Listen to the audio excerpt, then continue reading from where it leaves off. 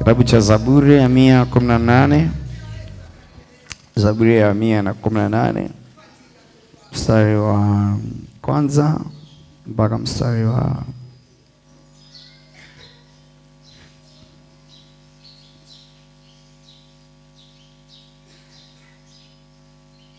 mstari wa 7. Haleluya. Mtanisaidia kuitikia, kwa maana fadhili zake ni za milele. Kwa hiyo mimi nitasoma kile kipande kimoja, ninyi mtaitika, kwa maana fadhili zake ni za milele. Haleluya. Mshukuruni Bwana kwa kuwa ni mwema. Israeli naseme sasa, lango wa Haruni na waseme sasa, wamchao Bwana na waseme sasa. Katika shida yangu nalimuita Bwana, Bwana akanijibu, akaniweka panapo nafasi. Bwana yuko upande wangu, sitaogopa. Mwanadamu atanitenda nini? Bwana yuko upande wangu, msaidizi wangu. Kwa hiyo nitawaona wanaonichukia wameshindwa. Mstari wa 8, ni heri kumkimbilia Bwana kuliko kuwatumainia wanadamu. Ni heri kumkimbilia Bwana kuliko kuwatumainia wakuu. Amen. Tukae. Haleluya. Bwana apewe sifa. Leo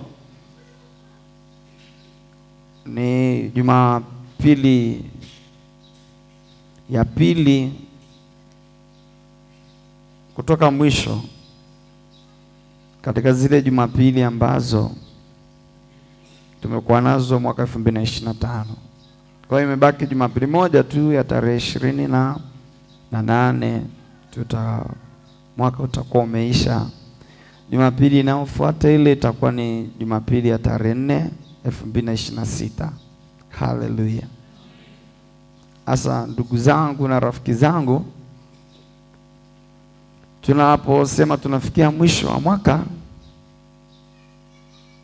kila mtu ana mambo ya kuhadisia. Akajaribu kufikiria, nikasema ni watu wangapi wamepitia mapito magumu kwa kosa ambalo hajafanya kabisa? Ni watu wangapi wameadhibiwa kwa makosa ambayo sio ya kwao, kuanzia pale nyumbani, kanisani, katikati ya jamii? Ni wangapi wamepewa ukilema kwa kitu ambacho hajafanya kabisa? Ni wangapi wamekufa kwa kosa ambalo hajafanya kabisa, lakini amekufa? Sisi tuna neema, tumeparazwa, lakini tumepita katikati ya nyakati ngumu za misiba migumu sana katikati ya jamii zetu. Wako yatima ambao si saa ya Bwana imefika ya wao kuwa yatima, lakini wazazi wao walitoka, hawakurudi, wala maiti yao wala mzazi. Tumepita mahali pagumu. Kwa kifupi, Bwana apewe sifa. Haleluya. Hasa kinachoumiza hayupo wa kuwahurumia hao, hayupo wa kusema popote.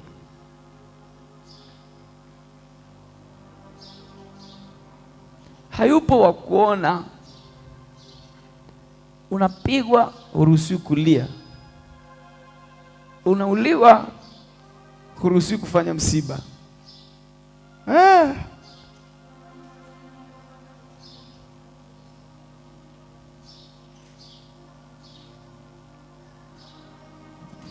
Tumepita nyakati ngumu. Bwana asifiwe. Hasa tunaishi katikati ya jamii ya watu wenye maumivu makubwa, na hasubutu hata kuelezea maumivu yake. Tunaishi katikati ya watu wenye msiba mkubwa, na furaha ya msiba. Ukiwa na msiba unaandika message, unaambia jamani, nimefiwa na mama yangu, nimefiwa na baba yangu. Kwa hiyo watu wanaanza kukufariji, pole, wengine wanakuja kukusalimia. Lakini tunaishi katikati ya watu ambao wana misiba, na hana uhuru wa kusema kwamba nimefiwa, na hayupo mchungaji wa kumsemea, hayupo kiongozi wa kumsemea, na akisikika mtu anamsemea anatolewa taarifa zake. Sasa nilikuwa najiuliza, huyu mtu ambaye amechukuliwa mpaka ameenda kupigwa, anashindwa kutembea, imeanzaje? Akili yangu ikaniambia inawezekana ni mtu tu amemchukia, akapiga simu akasema sasa kuna huyu jamaa yuko hapa naye ana kerere, njooni mumchukue. Akachukuliwa akaenda kuteswa. Wakati natembea hivyo akili yangu ikaniambia hivi, na mimi inawezekana kuna siku moja labda nimekaa tu hivi nikachukuliwa niende nikapelekwa mahali nifinywe tu, afu hamna mtu wa kukutetea. Nikasema huku moyoni mwangu, hayo mambo yanakuja. Bwana apewe sifa. Ukisikia mwenzako ananyolewa, tia maji za kwako. Anasifiwe. Sijui kama mnanielewa. Hakuna usalama katikati ya maisha yetu. Sasa mimi nimekutafakarisha. Biblia inasema hivi, mshukuruni Bwana kwa kuwa ni mwema. Haleluya. Sasa katikati ya mambo yote tunakumbushwa tumshukuru Mungu. Ukiona uko hai rafiki yangu, mshukuru Mungu. Haleluya. Tukisikia haya mambo ambayo pengine kuongea tu ni ile inakuja huko kichwani, lakini ukisikia watu sijui waliandamana wakafa, hakuna walioandamana wakafa. Waliokufa ni watu walioenda kununua chakula chao. Tafsiri yake ni nini? Tafsiri yake uovu unapotamalaki mahali, hata ndugu yako ambaye hajui fujo ni nini atapigwa na huo uovu. Wamama walokole ambao wanaenda kanisani kuomba watakutana na hicho kitu hapo njiani, watakufa. Kwa hiyo tuna haja ya kumshukuru Mungu. Hatuwezi kusema kwamba sisi tuko salama kwa sababu sisi ni wema, tumekaa hatujafanya fujo. Hapana, waliokufa sio kwamba wamefanya fujo. Ni uovu. Uovu unapotawala na watu wakaushangilia uovu na watu wakaufurahia uovu, ule uovu unaleta mauti mpaka katikati ya wema ambao hawahusiki. Kwa nini watu gani wanauliwa? Ni wachungaji, viongozi wa dini ndio wanauliwa. Kwani viongozi wa dini wamefanyaje? Tumefanyaje sisi? Tumefanyaje? Na ndio kipaumbele. Kwa hiyo viongozi wa dini wakimaliza watafuatia wazee wa kanisa, watafanya kanisa linakufa. Sasa Daudi anasema shukuruni Bwana kwa kuwa ni mwema, kwa maana fadhili zake ni za milele. Haleluya. Hili neno shukuruni kwa Kigiriki ni neno charismatia, ambalo tafsiri ya charismatia ni muunganiko wa maneno mawili. Ni muunganiko wa maneno mawili ambalo la kwanza ni eucharismatia. La kwanza ni ambalo tafsiri yake ni mema au mazuri. La pili ni charis ambalo ni fadhili. Kwa mtu anaposema shukrani, anamaanisha hivi, anamaanisha neema ya mema.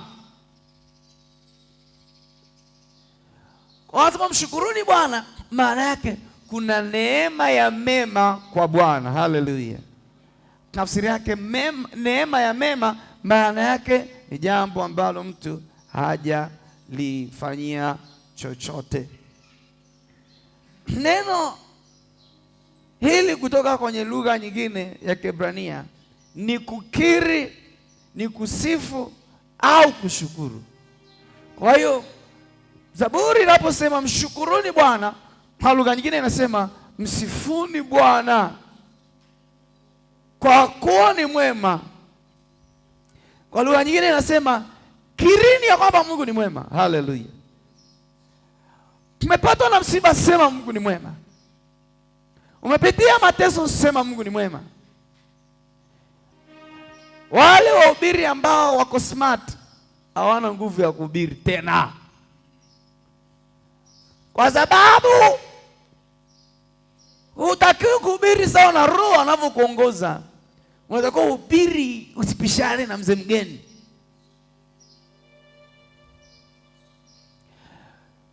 Kwa misingi hiyo, pamoja na hayo yote, maandiko yanasema mshukuruni Bwana ni mwema. Haleluya, haleluya, haleluya. Ukiona giza limetanda sana kwenye maisha yako, ujue pamekaribia kukucha. Ukiona giza limekuwa nene sana, ujue pamekaribia kukucha. Haleluya, haleluya.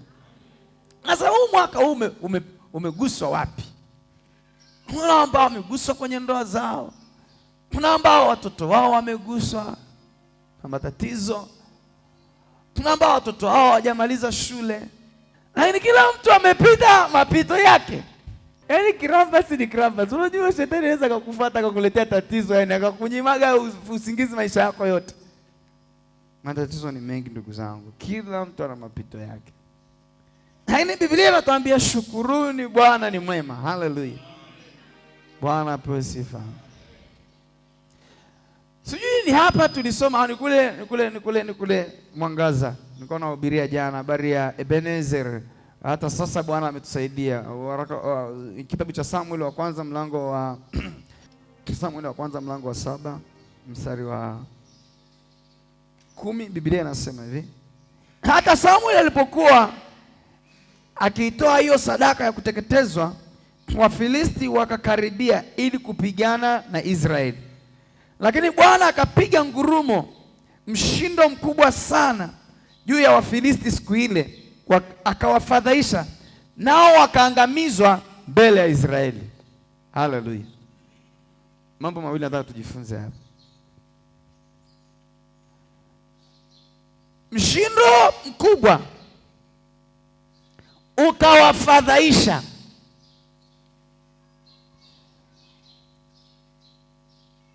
Kazi ya mshindo ni kutisha, ni kuleta hofu, ni kuleta taharuki. Alafu ile hofu na ile taharuki inaleta mafadhaiko, mtu ananyong'onyea. Unasema Bwana Yesu asifiwe, washarika wanaangalia tu hivi. Kwa nini? Wamepigwa mshindo. Mshindo gani? Ukame. Kwa hiyo wamefadhaika, hata kusema ame wanashindwa. Nguvu zinaisha. Tunasema unaweza kwenda shambani, unaogopa, unatuma mtu akaangalie. Na yule mtu akiangalia atakuletea mataarifa tofauti. Narudia.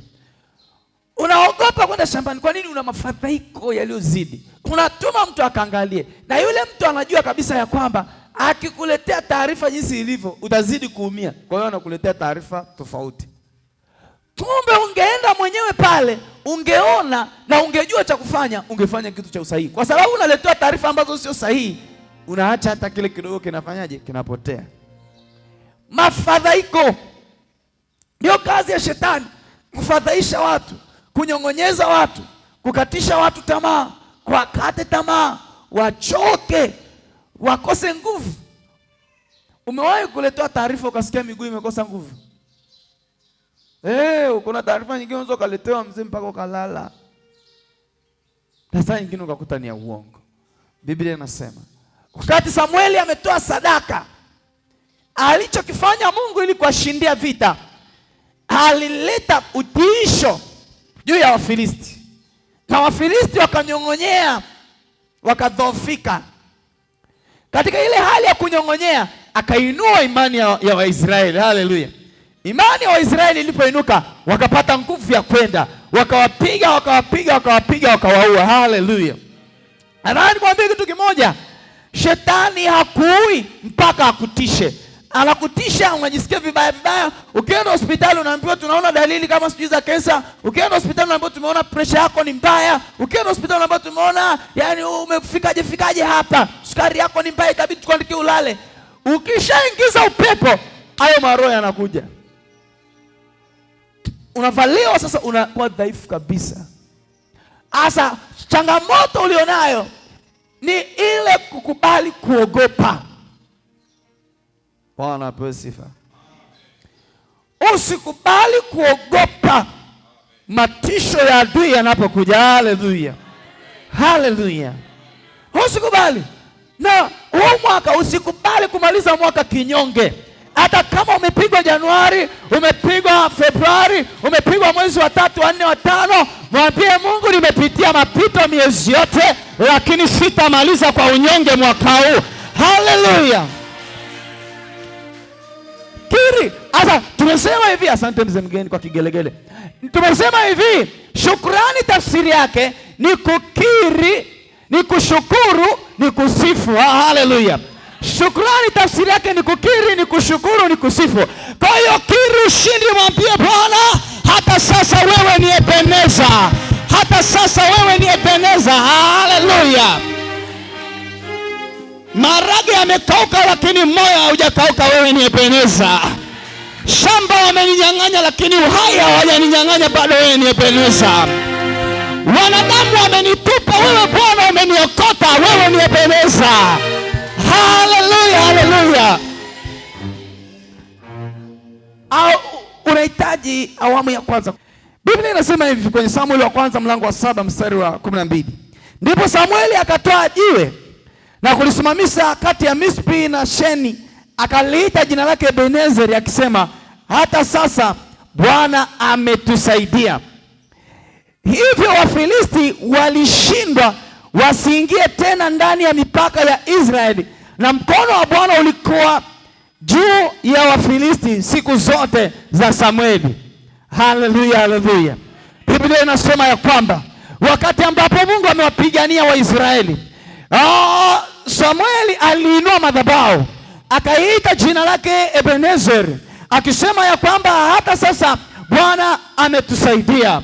Hii ina maana ya kwamba walifiwa, lakini akasema hata sasa Bwana ametusaidia. Walipigwa, sanduku la agano lilichukuliwa, lakini akasema hata sasa Bwana ametusaidia. Walipigwa, wakafukuzwa nje ya mipaka yao, lakini akasema hata sasa Bwana ametusaidia. Haleluya. Na wewe unahitaji kumwambia Mungu, hujaniacha, hata sasa umenisaidia, ndio maana niko hapa, hata sasa umenisaidia. Lia na Bwana, hata kama ni kwa machozi, mwambie Bwana, nimeuona msaada wako mwaka huu. Pengine ningekufa kwa ajali, nimeuona msaada wako mwaka huu. Kiri ushindi. Kukiri ni kushukuru. Haleluya, haleluya, haleluya. Biblia inasema aliposhukuru namna hiyo, mkono wa Bwana ulikuwa juu ya Wafilisti. Maana yake Mungu akainua mkono wake. Mungu anapoona watu wake wanamshukuru, anainua mkono wake. Badala ya mkono wako unainuliwa mkono wa Bwana. Haleluya. Nataka ikifika Januari mtu mmoja aseme, ni mkono wa Bwana, ni mkono wa Bwana umenivusha.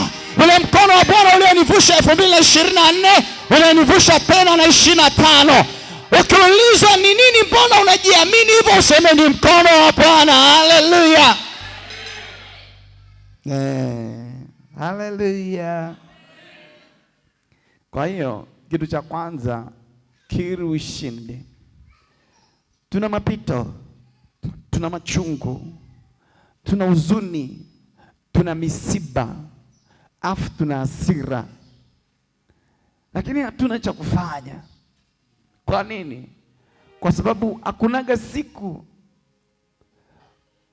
mtu mwenye imani amewahi kumshinda shetani kwa nguvu ya mwili. Hasira zetu na uchungu wetu tukiri ushindi kwa Yesu. Haleluya, haleluya, haleluya. Hiyo moja, kukiri ushindi. Cha pili, sikia mstari ule wa 10.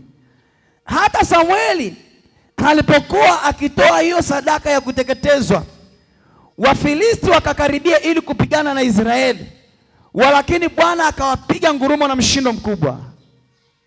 Yaani Samueli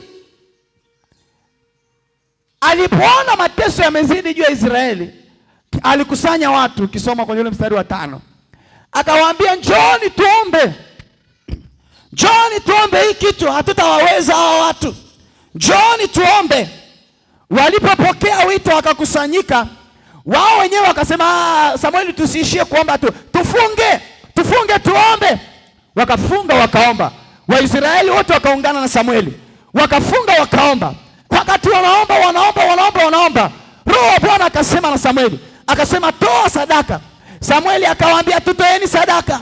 Alipoleta sadaka, eti Wafilisti wakasikia, jamaa wao wamekusanyika kule juu wanaomba. Wafilisti nao wakasema, twendeni tukawamalizie hapo.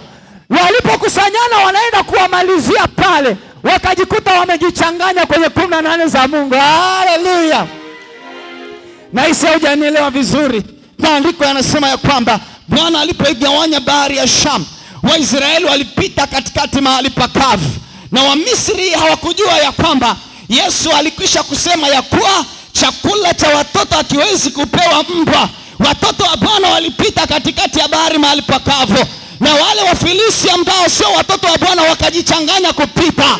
Walipopita, mafuriko yakapita katikati yao, wakaishia kwenye bahari. Haleluya, haleluya, haleluya, haleluya.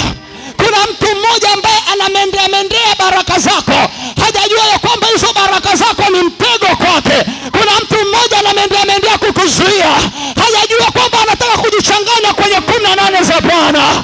Mahali ulipopita wewe, hawatapita maadui zako. Mahali ulipovuka wewe, hawatavuka maadui zako. Mahali uliposhinda wewe, hawatashinda maadui zako. Haleluya, haleluya. Na wale wake mtu ajichanganye, hatutaniwe kikombe kimoja na wao. Hicho ambacho kitatuponya sisi ndio kitawaua wao. Hiyo dawa ambayo itatuponya sisi ndio itawaua wao. Wakati watoto wa Mungu wanapona kwa hiyo dawa, wachawi na washirikina watakufa katikati ya hiyo dawa. Haleluya, haleluya, haleluya. Na dawa yetu ni maombi na sadaka. Na wakati tunafanya maombi na sadaka, watakuja watajaribu kutuzuia, watadakwa katikati ya maombi yetu na sadaka zetu.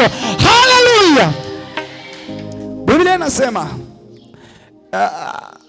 Wamisri wakasikia eti Israeli wanatoa sadaka, wanaomba, wakasema twendeni sasa. Mungu akasema, mbona haya ni madharau? Yaani mmeamua kuwafuata watoto wangu mje mwapigie nyumbani kwangu, mje mwapigie kwenye uwepo wangu. Biblia inasema Bwana akateta mshindo, wakapigwa wakaangamia. Na mimi nasema kitu kimoja, mtu mmoja aliyefanya ibada na Bwana, Bwana hatamwacha apigwe katikati ya kumwabudu. Mtu mmoja ambaye amemtegemea Mungu maisha yake yote, Mungu hatasimama aonewe. Haleluya, haleluya, haleluya. Mimi nataka yale maombi yako ukiomba, mwambie Bwana, Januari mpaka Disemba nimeenda kanisani. Kwa nini unanyamaza nipigwe mbele zako? Mwambie Bwana, Januari mpaka Disemba nimekutolea sadaka. Kuna wakati mwingine nilitoa kidogo maana hela ilikuwa itoshi. Mbona unanyamaza? Mwambie Bwana, kama ulivyonisaidia miaka ile, hata sasa nisaidie, maana ninastahili kusaidiwa na wewe. Haleluya. Sijui kama mnanielewa. Haleluya, haleluya. Kwa hiyo ili sadaka yetu, Roho wa Mungu anisemesha sadaka yetu ya mwaka huu tarehe 1, sadaka ya shukrani, tutaita Ebenezer. Hata sasa Bwana amenisaidia. Haleluya. Usiangalie madhaifu yako ndugu yangu, usiangalie ulichokosa, angalia ulicho nacho, ambacho cha kwanza ni uhai. Angalia ulicho nacho, ambacho cha kwanza ni neema iliyokuzunguka. Mwambie Bwana, hata sasa wewe ni Ebenezer. Weka sadaka ya shukrani Krismasi, weka sadaka ya shukrani na agano jipya Januari. Haleluya. Sio buku, sio buku. Sikiliza, wakati ukifungua moyo wako ukaacha Bwana aseme na wewe, Mungu atakukumbusha yote. Haleluya. Mungu atakukumbusha. Esha la honda da basika. Lesha la honde de bosaya. Grace kontelianda da basiki. Bwana atakukumbusha ni mambo mangapi uliyofanya na ni ya gharama gani. Na Biblia inasema kushukuru ni kukiri. Wewe ni Bwana, wewe umenisaidia, umeniokoa. Unajua ukimshukuru Mungu ni kitu gani Mungu atafanya kwako? Biblia inasema hivi, mstari ule wa 14 Samueli wa kwanza. Nayo miji ya Wafilisti waliokuwa wamewapokonya Waisraeli ilirudishwa.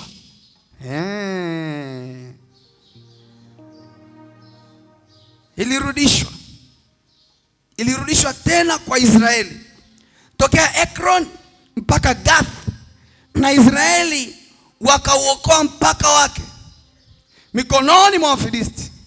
Tena kulikuwa na amani kati ya Israeli na Waamori. Ai! Hallelujah. Hallelujah. Wakati unafanya maombi yako, wakati unamshukuru Mungu, utangaze useme kama Bwana ulivyowarudishia Waisraeli miji yao, na mimi naomba unirudishie walivyochukua kwangu. Niliuza kiwanja kwa ajili ya kumtibu mama, kile kiwanja changu kirudi.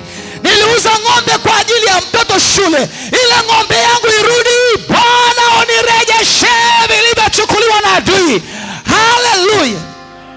Na Mungu atarejesha. Hatutakuwa na excuse. Tumshukuruni Mungu. Hallelujah. Kila mtu jipange kumshukuru Mungu, ili Mungu akarejeshe majira na nyakati zilizoibiwa na adui. Bwana Yesu asifiwe. Kwa hiyo ndugu zangu, naomba kitu kimoja. Cha kwanza, usikate tamaa. Usilie. Usifadhaike. Usilaumu. Unamlaumu nani sasa? Ukilaumu mume, hakusaidii chochote. Ukilaumu mke, haisaidii chochote. Ukilaumu serikali, haisaidii chochote. Sikizeni niwaambie kitu. Hakuna kitu cha mbaya huku duniani. Hasa unapoona sijui changamoto tunayoyapata Tanzania, wala ukifuatilia kiroho, shida sio hao, shida ni sisi. Mungu ana tabia, watu wakijisahau anawapiga. Mkumbuke kuamka. Bwana apewe sifa. Hamjanielewa? Fuatilieni taifa la Israeli. Walipojisahau, wakafikiri mambo yanaenda tu, walipata shida. Na sisi wa Tanzania tulijisahau, tukasahau kuomba, tukamwacha Mungu, tukaabudu watu. Kwa hiyo tunachokipata tunavuna. Kwa hiyo haipaswi kulaumu. Yaani ukianza kulaumu, of course kulalamika lazima tulalamike, kwa sababu ni njia ya kufikisha pia ujumbe kwa mwenye sikio. Bwana asifiwe. Tunajua kwa wanaosema kweli, wanaosema mambo mema wanauawa. Sio kitu cha ajabu. Hata manabii waliuliwa. Manabii waliokuwa wanawaonya wafalme waliuliwa. Tunafikiri ni kwamba Mungu alishindwa kuwatetea wasiuliwe. Mungu tu saa nyingine ananyamazaga rekodi zake zikae vizuri. Kwa ni mambo ya kawaida kabisa. Ama kuna saa inafika wauawe watu wema wakijitokeza wauliwe, kuweka historia nzuri kwa vizazi vinavyokuja, wasije wakakosea tena. Hallelujah. Wasije wakakosea. Kwa na sisi tuna nafasi ya kuomba. Kulaumu haifai, lakini kusema kweli inafaa. Kutoa ushauri unaosaidia inafaa. Asa na wewe haifai kumlaumu mtu, sijui fulani ndo alinidanganya, sijui mume mke. Yale malalamiko ya kulaumu tuyapeleke mbele za Bwana, mwambie hata sasa Bwana umenisaidia. Pamoja na huyu mtoto ambaye ni changamoto, bado Bwana umenisaidia. Pamoja na huyu mume ambaye simuelewi, bado Bwana umenisaidia. Haikuwa rahisi kutembea naye mpaka nimefika Disemba, umenisaidia Bwana. Pamoja na hii hali ya ugonjwa, lakini naona bado umenisaidia. Maana nimewazika, wengine walikuwa wazima. Bwana umenisaidia. Hallelujah. Nasikia picha na sauti yako anasema, njoo zangu nikurejeshe yaliyoibiwa, yaliyochukuliwa na mwovu. Anasema, njoo kwangu nikurejeshe, nikurejeshe, nikurejeshe. Anasema, njoo kwangu nikurejeshe. Nasikia, nasikia napita na sauti yake. Anasema, njoo kwangu nikurejeshe yaliyoibiwa, yaliyochukuliwa na mwovu. Anasema, njoo kwangu nikurejeshe. Nasikia, nasikia kichwa na sauti yake. Anasema, njoo kwangu nikurejeshe yaliyoibiwa, yaliyochukuliwa na mwovu. Anasema, njoo kwangu nikurejeshe, nikurejeshe, nikurejeshe, nikurejeshe. Anasema, njoo kwangu nikurejeshe, nikurejeshe, nikurejeshe, nikurejeshe. Anasema, njoo kwangu nikurejeshe, nikurejeshe, nikurejeshe. Anasema, njoo kwangu nikurejeshe. Amani, amani ya moyo iliyotoweka, usijitafute pengine, kwake Yesu utaipata. Furaha ya kweli iliyotoweka, usijitafute pengine, kwake Yesu utaipata. Ndipo hayo mema yatakujilia, atarejesha amani ya moyo na furaha iliyopotea. Ndipo hayo mema yatakujilia, atarejesha amani ya moyo na furaha iliyopotea. Nikurejeshe, nikurejeshe. Anasema, njoo kwangu nikurejeshe, nikurejeshe, nikurejeshe. Anasema, njoo kwangu nikurejeshe, nikurejeshe, nikurejeshe, nikurejeshe. Anasema, njoo kwangu nikurejeshe, nikurejeshe, nikurejeshe, nikurejeshe. Anasema, njoo kwangu nikurejeshe. Pigie Bwana makofi na vigelegele. Haleluya. Amen. Bwana, utukufu wote, sifa na heshima zikurudie.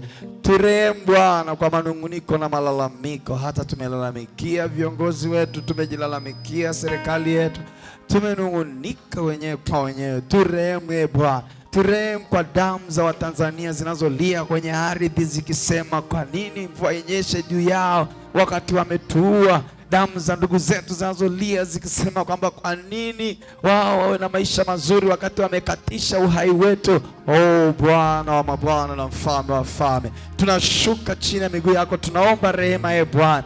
Damu yako iende kwenye ardhi ikanyamazishe damu za wengine zinazolia kwenye ardhi. Neema yako ikaonekane ngari Nairobi, neema yako ikaonekane Matadi, neema yako ikaonekane kwenye familia zetu. Tunapomaliza huu mwaka Bwana, tumalize kwa shukrani ya kweli, shukrani ya moyo, shukrani iliyoambatana na ukiri wa ushindi, shukrani iliyoambatana na kukusifu wewe Bwana. Tusimalize kwa unyonge, tusimalize kama watu waliokata tamaa, tusimalize kama watu waliochoka. Neema yako Bwana itukalie, neema yako Yesu itufunike, katika jina la Yesu, kwa damu ya Yesu Kristo mwana wa Mungu aliye hai.